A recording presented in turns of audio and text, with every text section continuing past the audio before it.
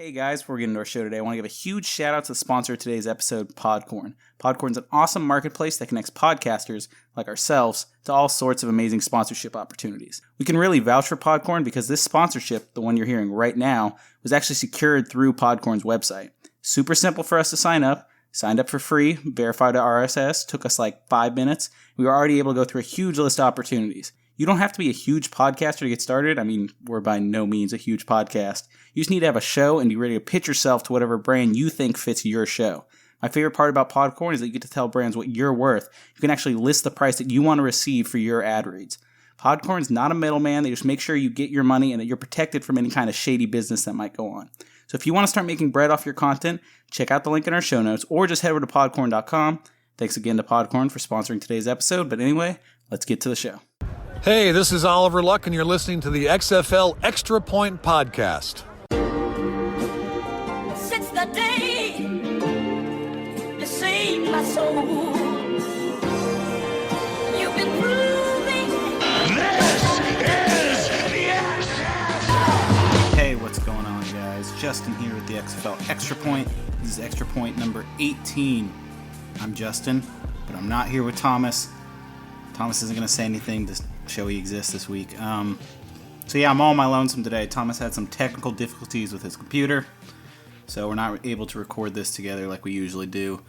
He is going to be here in some capacity. We're going to have little pre-recorded blurbs on his predictions for the games, and I'll edit those in, but I won't be able to comment on them, tell him he's wrong, so you're not going to get that, but you'll get me, and good to hear my predictions. So as always, if you guys head over to Twitter, you want to support the show, you can follow us on Twitter at XFL Extra Point.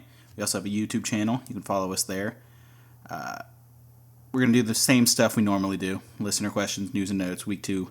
Week 3, not week 2 this week, picks and preview. But other than that, also, we have some listener questions, as I said. And if you guys want to ask listener questions, you can either email us, extrapointcontact@gmail.com. That's the place to send them there. Or you can DM us on Twitter or just tweet at us in general. I tend to see them. I usually post a little thing that says something like, last chance to get your listener questions in for this week's show. And if you respond under there, usually I see them. But anyway, let's get on to listener questions first, and let's get them out of the way. It's only going to be me answering them today. So the first one is from XFL Jim, at XFL Jim on Twitter. He says, expect any weird stuff in Tampa with the rumors that some players are questioning Trestman. So I'm going to pull up that tweet right now, but he's referencing this tweet that was sent out by Danny Jones, XFL News, Danny Jones XFL on Twitter. He said, I spoke to a number of Vipers players today regarding team morale. I think it's safe to say that many in the locker room have lost some faith in head coach Mark Trestman, with one player saying, he's too fucking stubborn to change. Shit, just admit defeat and change. He's going to get my ass cut. Okay, so we know there's been problems in Tampa, and if you've been watching the games, you can tell they are at the bottom of the barrel right now in terms of team. I do think there is some things trending upwards with them. I think their defense performed better this week than they did last week. But I think, in general, what they're talking about in this specific situation is how the offense is working. We know that last week they decided to roll out Cornman, Taylor Cornelius, and sprinkle in Quinn Flowers, the same thing they did the week before with Aaron Murray. And almost all Tampa Bay Vipers fans have been calling for Quinn Flowers to get a significant role, more than just a sprinkle. They want him to be the starting quarterback and actually throw the ball. Now, he did throw the ball a few more times last week, but again, it was just a sprinkle. He is not the one leading the team. What they keep doing is subbing in and out, drive by drive, who is that quarterback. And that's not the way to get your quarterback in a rhythm. So he says, do I expect any weird stuff in Tampa? Well, I will kind of go into this, but I might as well mention it here. They do have Chase Liddon on the roster. If they feel like Taylor Cornelius isn't getting the job done, Aaron Murray's out for a cool minute, and if for whatever reason Mark Trestman is not putting in Quinton Flowers, because I don't know why, but he's just not, if they feel desperate enough in this game against the Roughnecks that they're about to play, which will likely be a blowout, just all indications we're looking at the worst team in the XFL, apparently, as it seems, and the best team in the XFL. and it's very likely that this becomes a blowout. If you're at that point of desperation where like we can't lose every game this season, then maybe you try Chase Liddon out. And Chase Liddon has an arm. Chase Liddon has a big arm, and he can chuck that ball. He's a strong arm quarterback, different than every single quarterback they have on their roster. And it'd be interesting to see what Trestman could do with him. If the weird stuff he's referring to in this question is, will they fire Mark Trestman? Highly doubt it. One of the biggest name coaches, maybe not the best coach. And me and Thomas had problems with Trestman as a coach before this. I was a little more optimistic than he was. But will they fire him? Definitely not mid-season, because I don't think they could get a replacement that quickly. And then, will they fire him next year? Probably not either. I think they're going to keep him as long as he wants to stay. It's going to happen. There's going to be bad teams and good teams. It just might happen that they're one of the bad teams.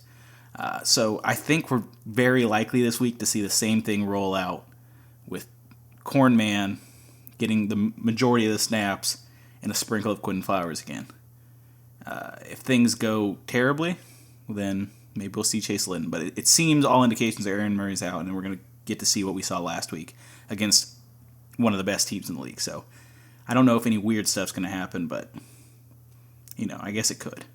All right, next question is from Richard Humphrey at Rich04Real.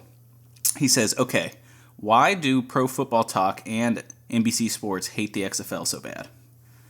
I don't know about NBC Sports specifically. And then when you talk about Pro Football Talk, who you're really talking about is Mike Florio. Now, in the past and presently, I watch a lot of Mike Florio content.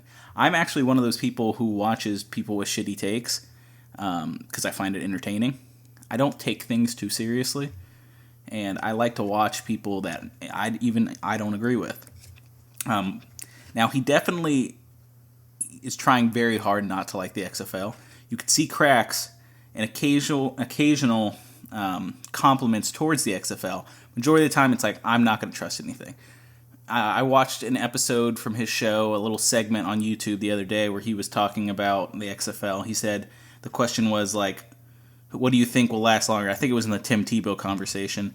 The question was, what do you think will last longer? Tim Tebow's minor league baseball career, which apparently, I'm not a big baseball guy, but apparently hasn't been going too well. He hasn't been having a great season. He hasn't been having a great career. So which will last longer, Tim Tebow's minor league baseball career or the XFL? His co-host at the time, I don't remember her name, had picked the XFL, which is smart, and I agree with that. And then Mike Florio picked Tim Tebow's baseball career. Obviously, I think he's just a cynic. Does he hate the XFL? Probably not. He's just a cynic. He's sensationalist, and when we hate on him, that's kind of what he wants. He wants people to disagree with him because you're talking about him. People like me will listen to things that we disagree with, that we don't like. He's a Vikings fan, apparently. He trashes on the Vikings all the time. I'm a huge Vikings fan. I'll still watch his stuff because it's like no one else is really talking about the Vikings. I mean, any press is good press, right? So people are talking shit about your team, talking shit about the Vikings, talking shit about the XFL. At least they're talking about it. I think what you need to take away is at least it's in the forefront of his mind. He's bringing it up on segments on his show. He could just be ignoring it. Does he hate the XFL? Maybe, but I don't know if he truly hates it. I think he just wants to be sensational. And that's what happens. And some people are like that. I don't think we're like that on this show, but some people make a platform out of that. And I guess more power to you. He's not doing anything inherently wrong, so I can't, call him out. But I watch his show sometimes, so I can't really talk shit. All right, let's move on to the next question. This is our last question. This one is Randy Hawkins at Ray J's World. He says, I feel based on attendance at the games and the viewership these 2 weeks tells me that #XFL is going to be lasting more than one season, unlike the 2001 version. Do you agree? Yeah, I think so. It seems like they're more behind it. Now, Vince McMahon was definitely behind it back in 2001, but when you watch, if you guys have seen that documentary, and I'm sure you have, if you're this into the XFL, you've probably seen that documentary. I think it was called This Was the XFL. It was a 30 for 30 thing. And in that, you got to see how rushed that was. How much it was like, hey, let's just make a new football league. And then like a month later, they were announcing it. I think more time and preparation went into this. They're approaching it differently, and it's showing. They got TV deals that work for them. If you watch, they made that deal with NBC because NBC lost football. Now, these channels, I don't think... Fox has NFL games still. ESPN has NFL games. So it's not that they were just trying to grab for some kind of football content. They were like, hey, let's just like put this thing on during the spring and see if it does well. I think they have a longer leash than they did back then. So will it last? Yeah, probably. I mean, I saw an argument on Twitter about the AAF compared to the XFL. They're like, the play is not better. Everyone keeps saying the play is better. It's not incredibly different in terms of play, but the biggest thing that stands out is when you watch it, you feel like you're watching real football, professional football. And I think just having that kind of feeling when you're watching the XFL, that you're not watching it to hope it fails or watching it to see if this experiment works. You're watching it to watch football. And that's what's working for the XFL at this point. People care about these teams. People are tailgating. People are doing those kind of things. I don't know if there was much allegiance to teams in the AAF back then. A year ago. I say back then. It was a year ago that people felt so bought into their teams. I mean, merch sales are incredible. They've got these local communities. The fact that I can have a plumber or a repairman come to my house and be like, hey, the Houston Roughnecks, I'm going to watch them. Or my mailman who drove by, and he was like, oh, Roughnecks on at 4 p.m. today. Like, they're doing so well at building communities of fans that it should be able to sustain. And, of course, they have more money to spend on it, and that's always a good thing. Higher production values, more fan engagement, those kind of things keep you around. Will it ever be the NFL? No. Will it last more than one season? Probably. Will it last longer than that? I hope so, and I think so. So that's how I feel on that. All right, well, that's listener questions. Let's move on to news and notes. Time for the news and notes drop. Boom.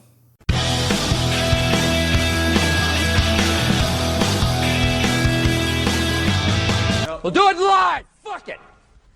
Do it live. I'll write it and we'll do it live. All right, first story.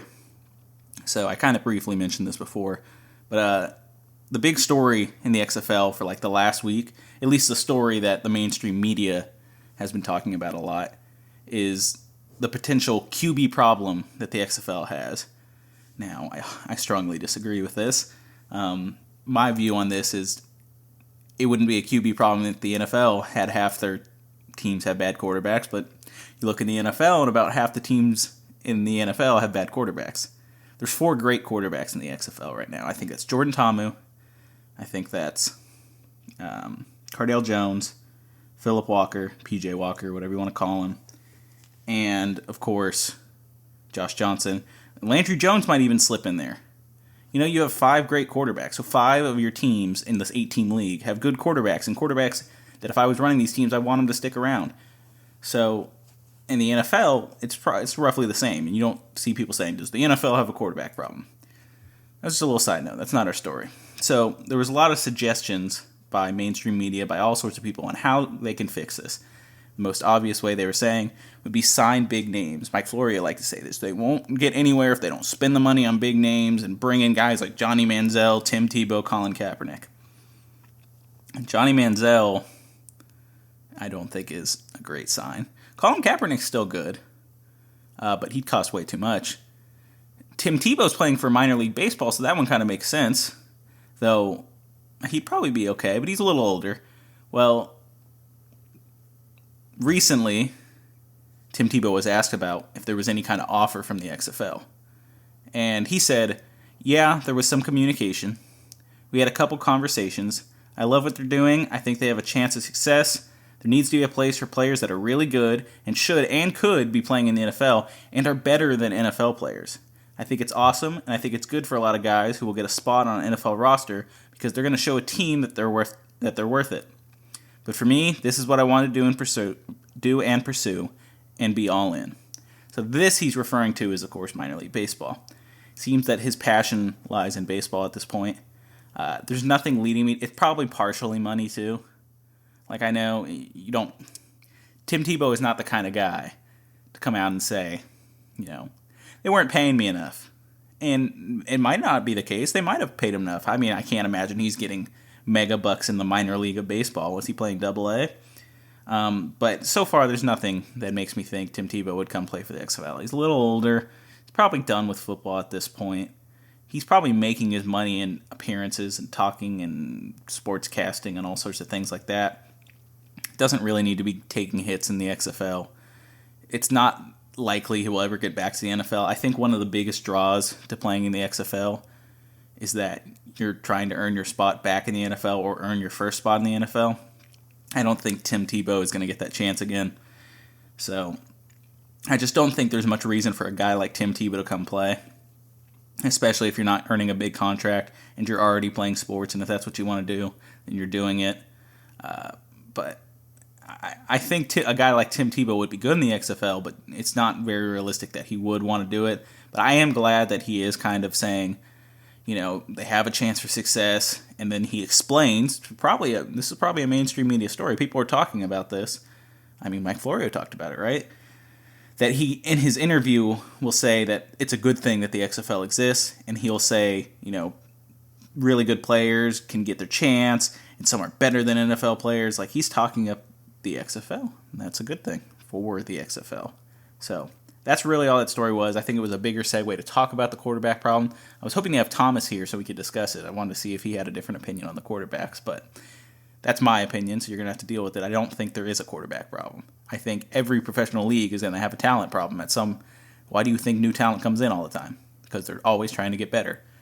People need to stop looking at the XFL saying, can it last? Instead, look at it like you do any other sports league, where you're looking, how can they improve individual teams? We don't think about, how can the NFL get better by adding more quarterbacks? We think, how can, the Vikings get better? How can the Bengals get better by adding a guy like Joe Burrow? So I think as soon as the mainstream media, fans in general, can look at it instead of judging the XFL. I know it's the first season, so it's bound to happen, and I'm not blaming y'all. But going forward, I'm hoping people look individually at teams. Don't blame the Vipers' failures on the XFL, blame it on the Vipers. That would be my only point. All right, second story. We're talking Week 2 ratings. Now, I'm by no means a ratings mastermind. I just kind of look at them and then I think they look good. So, Saturday games. New York at DC. This was on ABC. It got 2.146 million viewers. The following game on Fox actually had a better viewership numbers. Tampa Bay at Seattle. This is the game that had a crap ton of fans, like so many fans. And I wish I could talk about that with Thomas because that was ridiculous. But so many fans showed up at this stadium.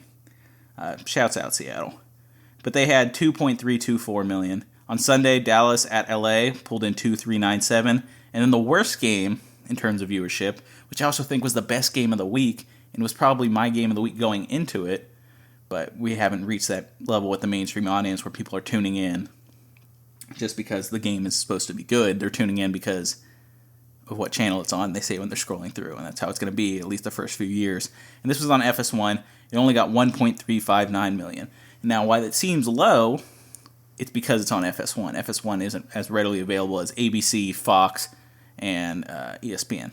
That's just the case. It's not on every, package that everyone has. So it's not as readily available. I think that number's pretty respectable. I think it was the highest rated program on FS1. So that's a good thing. Now, we got to look at comparisons between the AAF and the XFL as we are going to do all season because that's what we have to compare it to. In the Week 2 TV ratings for the AAF on their largest network, which was TNT, lots of channels have TNT, it only averaged 1 million, just roughly 1 million, 1.018. So that's vastly different from the 2 million, 2 million, 2 million, 1.3 that we got, right? And on their lesser-known networks, less available networks, not lesser-known, less available, comparable to FS1, this is the NFL network, they pulled in 400,000 twice. So you can see right now momentum is strong, and that's a marketing thing. I've probably said this at some point, that I like the AAF, but literally until the game was happening, I didn't, and I'm a big football guy. I didn't even know there was an AAF. I had never heard of the thing. I was just on Twitter, I think, scrolling, and I saw a big hit, and I was like, whoa, the AAF, what is this? And then I read about it, and I was like, oh, that's cool, and I turned it on, right? I don't know if that's happening as much. I think a few more people knew the XFL was coming because the XFL has been so good about promoting themselves that they already had somewhat of a built-in fan base, more than AAF had. So that built-in fan base is going to stay around. On top of that, I think the intrigue has been there more because the XFL has a stronger name. It's a name people remember from 2000. So when they see XFL, they either tune in to see if it's a joke, because lots of people, that's their mindset. It's going to be awful, like the 2001 version. And then maybe they're impressed and they want to stay. And I think that's why we have momentum. This isn't a huge drop-off. I think the thing people are saying are huge drop-offs. If you look at any premiere of any show, it's going to be a drop-off. But to retain half of your audience is pretty damn good. So that's all I want to say about the ratings this week. Good on the XFL, and I hope the momentum continues into next week. Let's move on to our third and final story. And that is that the Battlehawks tickets are reselling for higher prices than the Rams were, the average of the Rams tickets, when the Rams were in St. Louis. So, according to SeatGeek's Chris Linden, St. Louis Battlehawks ticket prices are exceeding the previous average at the St. Louis Rams. Apparently, the tickets are going for an average of $100. Now, remember, you used to be able to buy tickets for $20 if you bought them, earlier on. If you were there early, you could buy $20 tickets. You could buy a season pass for $100. Now they're $100 on the resale market.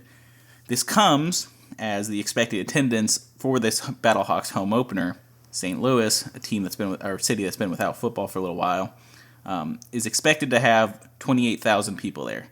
That's huge. Just like Seattle. Seattle had a shit ton of people there. They have a football team though, so just good on Seattle, I guess. But St. Louis, they were craving football. We've been talking about this all off season. We thought that would be one of the best home stadiums to play in because it is a previous NFL stadium and you got fans that are hungry for football. So when you compare the resale price for the Battlehawks tickets to the average resale price of Rams tickets back when they were in St. Louis, it's $100 for the Battlehawk tickets, $65 for the Rams tickets. So it's quite a difference. I'm just excited to see that. Now I do think resale markets are kind of shady, but I'm glad to see that people are buying up tickets and there's interest, especially in St. Louis. It's a market that really wanted it. I'd like to see the XFL expand out to other cities that don't have football. Let me think, like Oklahoma City, even though they're kind of a smaller market. I would say San Antonio, but we don't really need 3 football teams here in Texas. Somewhere up in Northern California, maybe. San Francisco. Could do Oakland now, especially because San Francisco has a team. Oakland doesn't anymore, so I think Oakland would be a good place to look. But anyway, that's our stories for this week. Now we're going to move on to our previews. This is our largest chunk of the show. Let me see what time we're at so far. We're at 21 minutes. It's going to be a short one because I'm alone, so I'm the only one giving you opinions. But, all right, first game we're going to talk about.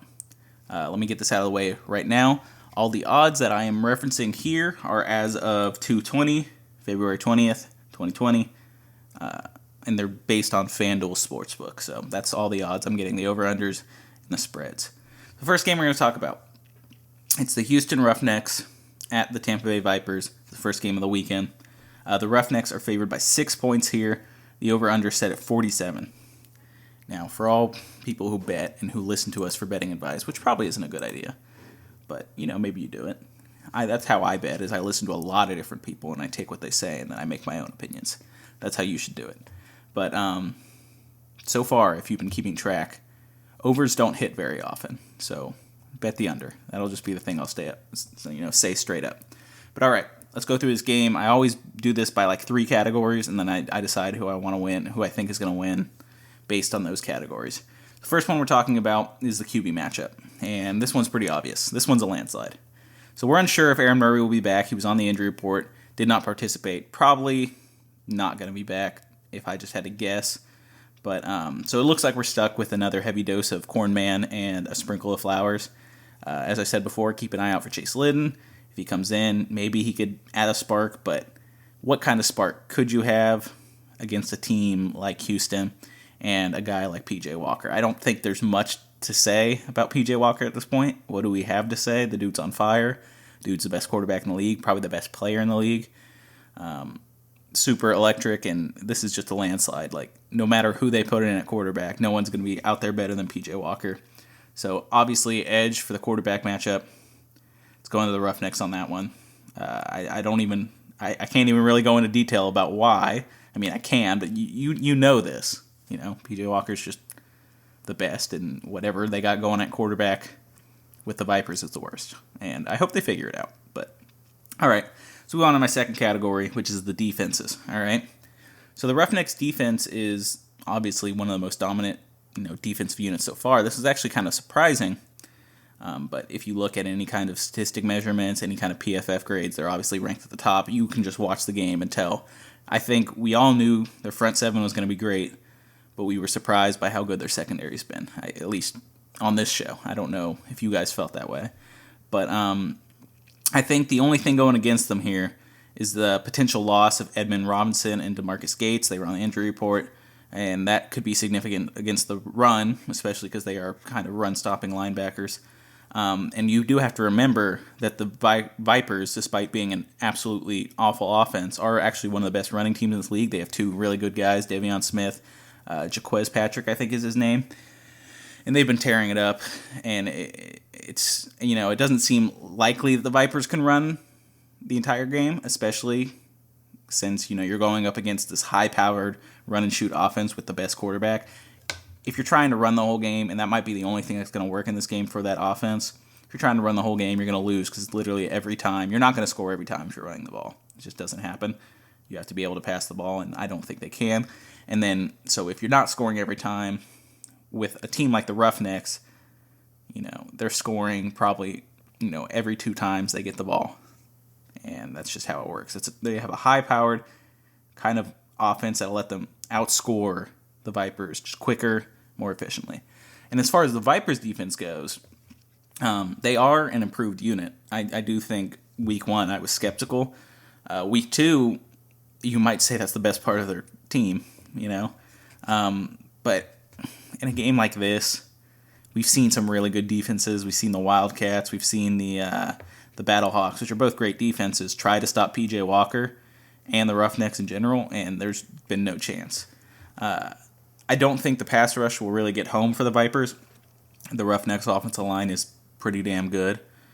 But even if they do get home, PJ Walker has shown us that you can scramble around, eliminate any kind of pressure that might get there, and he'll hit lasers while on the run. So obviously, again, edge goes to Roughnecks here. Last thing I want to talk about for this game is just kind of injuries and how they affect this game. We already talked about Edmund Robinson and DeMarcus Gates, but let me talk a little bit about more why those injuries are concerning. Edmund Robinson, his loss is significant, but he hasn't been like a game wrecker so far as we thought he would. But really, DeMarcus Gates is probably their best linebacker so far. He's actually 8th in the league in total tackles. He has 12.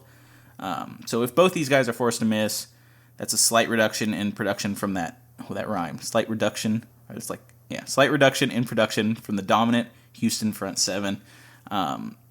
This is worrisome because, obviously, as I mentioned before, Tampa Bay has an ability and a persistence to pound the rock on every drive.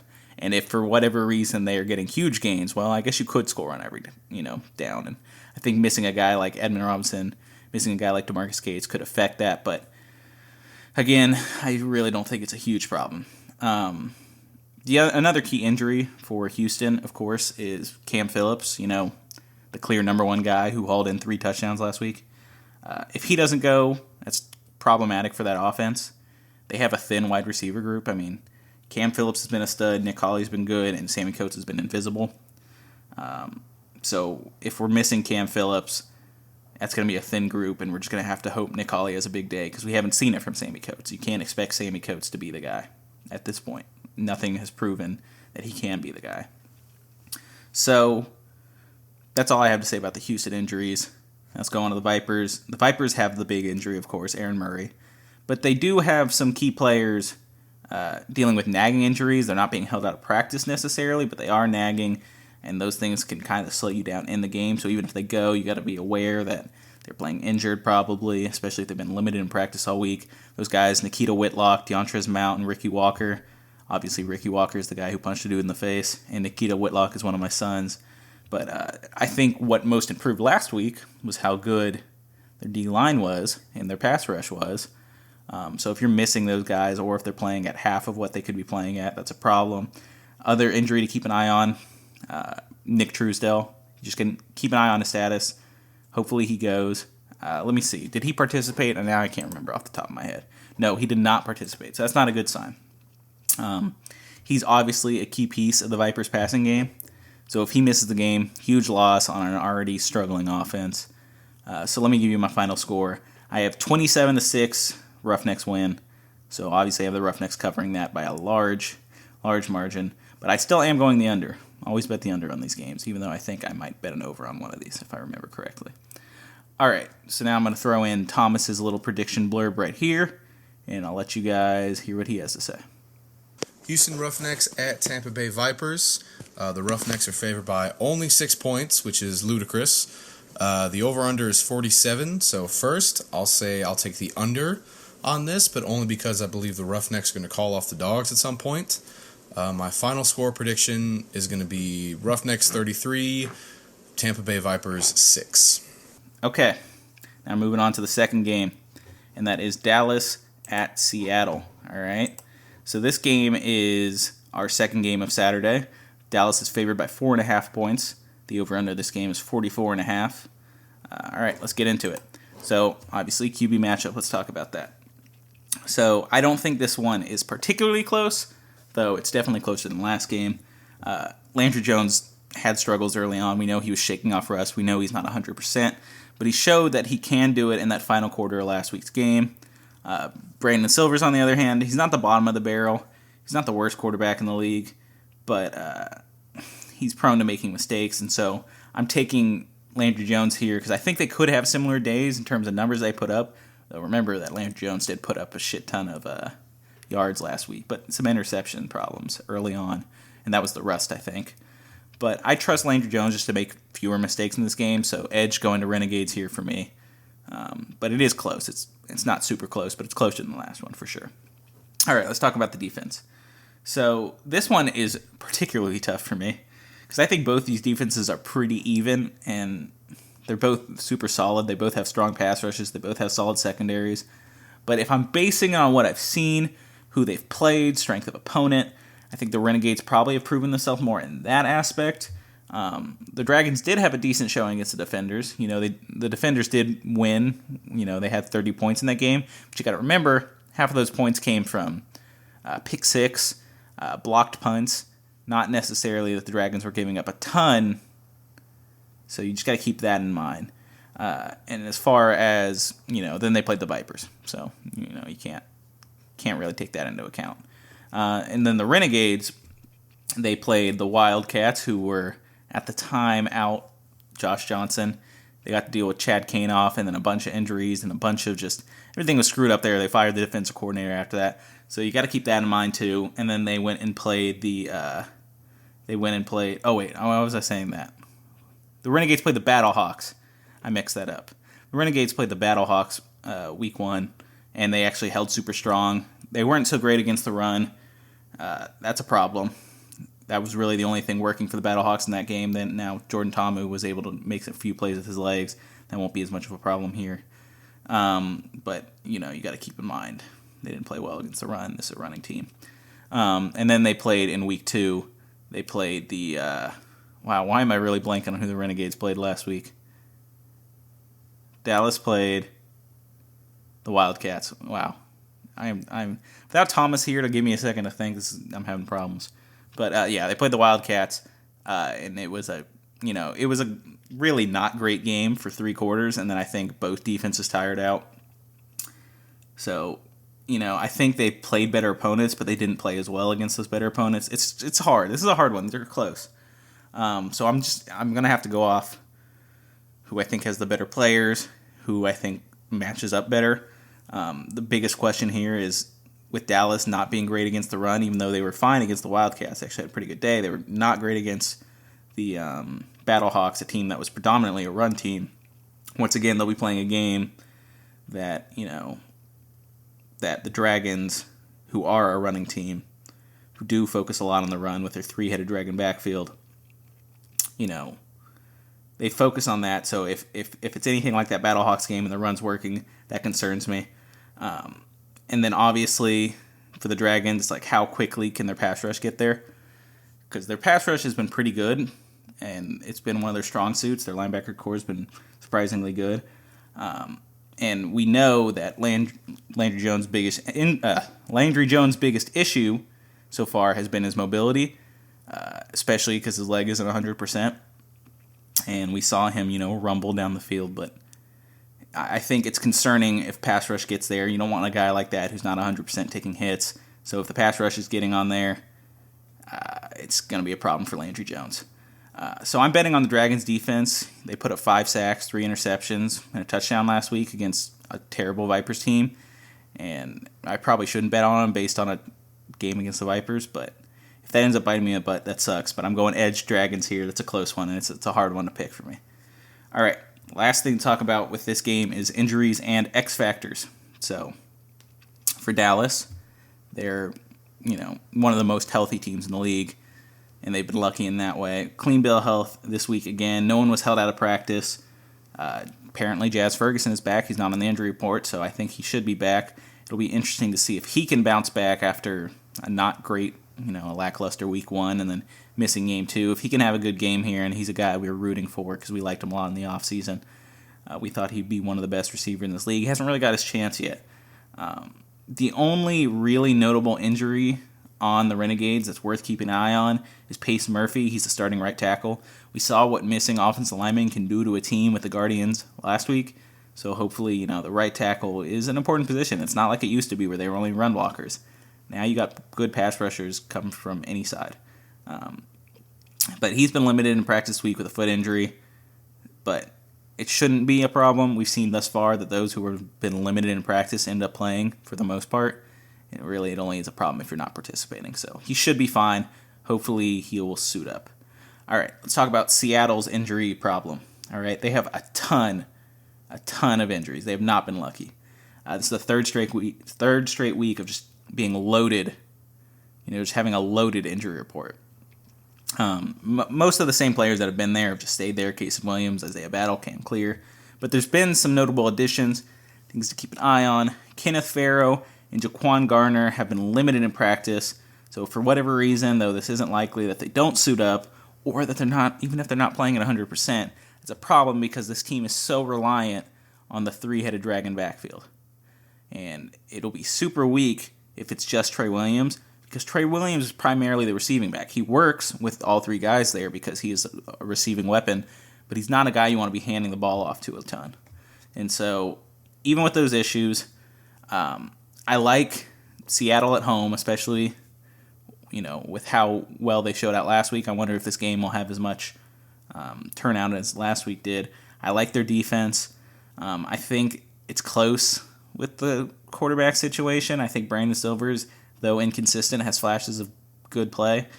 So I'm gonna go with just the gamble here. So I'm not gonna pick the favorite this week. I'm picking Seattle to win the game 18-12. It's a close one. Obviously, Renegades don't cover, and this will be the under for me. And all right, so I'll let you guys hear Thomas's opinion on this real quick, and let's see what he says. All right, Dallas Renegades at Seattle Dragons. Dallas is favored by 4.5 points. The over-under is 44.5. I'm also going to take the under on this, mainly because I do not trust the Dragons' offense. I think it has flashes, but is not consistent. A lot of injuries still on the Dragons' side. Isaiah Battle's still out, which is rough. Casey Williams still out, which is rough. And now their running backs are also banged up, so that's just rough. Hopefully they can keep it together. Hopefully Brandon Silvers stays alive. Final score prediction, I will say Renegades 24, Dragons 10. Okay, third game. This is our first Sunday game. New York at St. Louis. So we know Tomu's great. If we're talking quarterback matchup, we know Tomu's great. There's flashes of youngin' mistakes that he makes, but obviously he's a top 4 guy in the XFL right now in terms of quarterbacks. He's been good against a Roughnecks team that was super strong. He was good against the Renegades. I expect that trend to continue. He'll be good here. I think the bigger question coming into this game, and the thing I really want to talk about with Thomas, is what we're going to get out of Matt McGloin. All right? So are we going to get the guy who can't complete passes over 20 yards that we saw last week and then he just throws a fit about it? Are we going to get a solid and efficient week 1 Matt McGloin like we saw against the Vipers? Or are we going to get the rage-induced Matt Mega McGloin, persistent on proving that he deserves to be considered one of the best QBs in the league? He's so angry, he just throws like 800 yards. I mean, that's not going to happen. But my prediction is that it kind of will be a little bit of all of it. I think he'll be overall fine, probably closer to what he was in week 1. I think it was just absolutely awful. It was a mental toll mostly for him in that game. Things, you start doubting yourself, you start doubting your team. Hopefully, over the course of the week, he's corrected that. I think most of the game he'll be pretty efficient. Probably not going to do enough to win the game. He'll make a horrible mistake. He'll probably throw an interception or two, and then he'll get like a big touchdown. And hopefully, after this game, we'll move on from the narrative that he's like awful and that he's a crybaby, and we'll kind of forget about that and we can move on and just be like, Matt McGloin's fine. But yeah, Tomu's winning this matchup, and I'm saying Battlehawks get the edge here in terms of the quarterback matchup. Let's talk defenses. So, the interesting one to talk about here is the Guardians, for the same reason that it was interesting to talk about Matt McGloin, because we're forced to look at a tale of two games, right? So, week 1 was great. Jamar Summers, that secondary was locking receivers down. They were stuffing all these red zone attempts. They were getting the pass rush was getting there. They're blitzing up the middle. They're doing creative stuff. They absolutely dominated the Vipers. But now, through 2 weeks, it seems likely that that's just a pedestrian task and any team can look good against the Vipers. What we have to grapple with now is how poorly they performed against a true challenge that was the DC Defenders. They failed, and they failed miserably. The run defense was fine, but it wasn't, great. It was fine. It was better than the week before, actually, against the Vipers. It was something that reared its ugly head in that Vipers game that I began questioning how good is their run defense. They were picked apart through the air against the Defenders, and it surprises me because I was really in on their secondary. Jamar Summers was my pick to be the best DB, and I still think they have a lot of talent on their defense, but something isn't working there. With St. Louis focusing on attacking on the ground, and even if they do have to pass, they've been absolutely efficient. They've been fantastic. And I think Jordan Thomus has one of the best completion percentages in the league. This game could get really ugly if we see the same defense we saw against the Defenders last week. Hopefully it looks more like the Vipers, but I wouldn't bet on it because the Vipers are just not very good. Now, the Battlehawks defense is super solid unit. I don't think they're like a top defense, but they put up good defense against decent challenges in Dallas. They had some struggles with Houston, but everyone's going to have struggles with Houston apparently. But what we can glean from these 2 games is that the pass rush is strong. Sometimes they really get P.J. Walker occasionally, and that's hard to do. But I think the question I have is with their secondary. This should be their easiest challenge, especially if Matt McGloin plays like he did last week. And if they do have injuries on the Guardians' O-line similar to last week, which it seems like they might, the pass rush should get there. And if it does get there, McGloin's game's pretty much over. He's not a mobile guy. If the pass rush can get there, that should give the the Battlehawks defense, clear advantage in this game. So I'm liking the Battlehawks here. Again, edge goes to Battlehawks. All right, let's talk about the last category in this game, and that is the injuries and the X factors. All right, the only thing that truly stands out in terms of injuries with the Guardians is, again, their starting center and the right guard are on the injury report. One of them did not participate. One of them's dealing with limited practice, lingering issues. If they're out again, especially if both of them are out, it's going to be awful like it was last week. McGloin has no mobility. He probably will suffer the similar fate, especially against a pass rush that I think is close to the Defenders' pass rush. So I'm not. My hopes aren't high for the Guardians' offense, especially if they're missing those 2 guys. Now for the Battlehawks, the injuries are a little more interesting here, right? Because this could add a wrinkle. This could actually add an X factor to this game. You need to keep an eye on Matt Jones this week, right? If he ends up not going, because he hasn't practiced this week, he's still dealing with a knee injury. If he suits up, he could do very well. he'll probably take over against this porous run defense that is the Guardians' run defense. But it's looking more and more likely that the Battlehawks will have to lean on Christine Michael again, especially with Keith Ford being limited. Even if Keith Ford plays, he's probably not 100%, and that's not a good thing for the Battlehawks. Now, I've been harping on that I'm not behind Christine Michael, and he's been very underwhelming. He was one of the more hyped guys going into the XFL, but I just don't. He hasn't proved it. He hasn't shown it. He might have too much tread on the tires, and that could be a problem. And I'm not. If Christine Michael is your lead guy at running back, especially a team that wants to pound the run, that's a problem. Now, hopefully, the hope is here that Tamu can limit mistakes as he has been doing. He's been super efficient. And he's going against, as long as he can limit these mistakes against a team that I think has a ton of talent with the Guardians secondary, as long as he doesn't throw awful picks, he threw some last week. As long as he doesn't do that, and even if the run game isn't working, they should be fine. They probably just won't be as run heavy as they were, as they have been. So my final score prediction on this one, I'm going 22-12. Battlehawks win it. They cover. This is also the under. All right, Thomas, I'll let you take it away from here, and we'll get on to the last game. New York Guardians at St. Louis Battlehawks. The St. Louis is favored by 7.5 points. The over-under is 42. I will again be taking the under. Some key injuries for the Guardians. Garrett Brumfield is still out, and Ian Silberman. Yes, Ian Silberman is limited participation, so possibly the Guardians will again be with their backup center and backup right guard, which did not go well last time. St. Louis, Matt Jones has been hurt, as has Keith Ford, so this may be the, prove it or lose it game for Christine Michael to see if he can carry the load and be a contributor to this offense.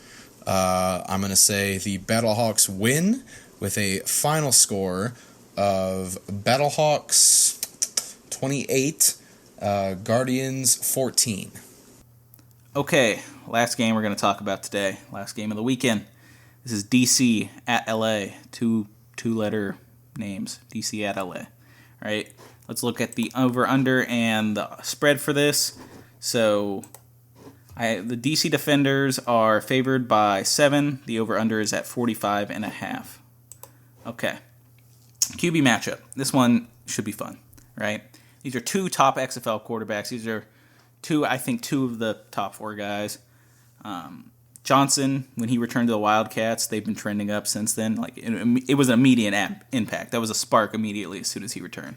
Now he gets a second week removed from being off. He's shaking off more and more rust. He should be better than he was last week. Though last week, I heard some people kind of talking shit about him, which I don't get. You look at his stats and you look at how he played. He was super efficient. He didn't throw any interceptions. He had a good completion percentage. No, he didn't put up 300, 400 yards, a ton of touchdowns. It wasn't gaudy numbers, but he was pretty much the only reason that team stayed competitive in the fourth quarter against the Renegades. And they ended up losing, but it was a close game. They very easily could have won. So I can't wait to see how he performs. This should be a challenge with the Defenders. They have a strong secondary, super strong pass rush, one of the best in the league. And so if he can put on a good game here, he's moving up the rankings for me. Now, Cardale Jones is a much different story. So he puts up the gaudy numbers. He puts up the touchdowns and the yards and the big passing plays. But he does that at the expense of efficiency. Problematic tendencies are becoming apparent in his game if you're watching him play. He loves to throw up these prayer balls. He loves to float them. He's going to opt to float a ball into a tight space instead of simply just throwing it out of bounds. Now, these tendencies so far haven't led to a ton of turnovers. But if you keep this up, it's only a matter of time until someone picks off a ball or it becomes a problem in the game. People realize you're just kind of chucking it up anytime you want to chuck it up instead of taking a sack. Now, no team's been able to capitalize, but could the Wildcats be the team to capitalize? Maybe. We think they have a good defense. They haven't proven it completely yet, but they're trending up. So I'm interested to see how Cardale plays this one. I know he has a lot of buzz right now. But if I'm talking, he does make the top 4, but he's probably number 4 for me. So I'm giving the edge to the Wildcats with this one. I'm giving the edge to Josh Johnson over Cardale Jones. And I'll probably get some hate for that. All right, let's talk their defense. All right. So it has to be stated that the Wildcats defense has been underwhelming. You know, we thought they would be one of the top defenses. We thought they would be the top defenses in the offseason. But they haven't lived up to that kind of hype. So I'll give them credit. I talked about this a second ago, but I'll give them credit that they have gotten better since week 1. And it's surprising, too, because they fired their defensive coordinator and they fired Anthony Johnson, who was one of their star defensive players. Now, flaws still show up in the fourth quarter against the Renegades last week. They gave up a lot of passing yards. I think the biggest question here with that defense is their secondary. But I do have faith in their front seven. I do have faith in their linebackers, their defensive linemen, and they could have an impact in this game. How much of the impact will they have? I don't know. Cardale has a good job of shaking off, tacklers and sacks, and their offensive line is pretty solid. So I'm curious to see how that happens. Now, DC, on the other hand, has surpassed any expectations we had for them. They are, I think, the P.J. Walker of defenses in the XFL. And there's not much to say. They've been great in the secondary. They've been great rushing the passer. They've been super locked down.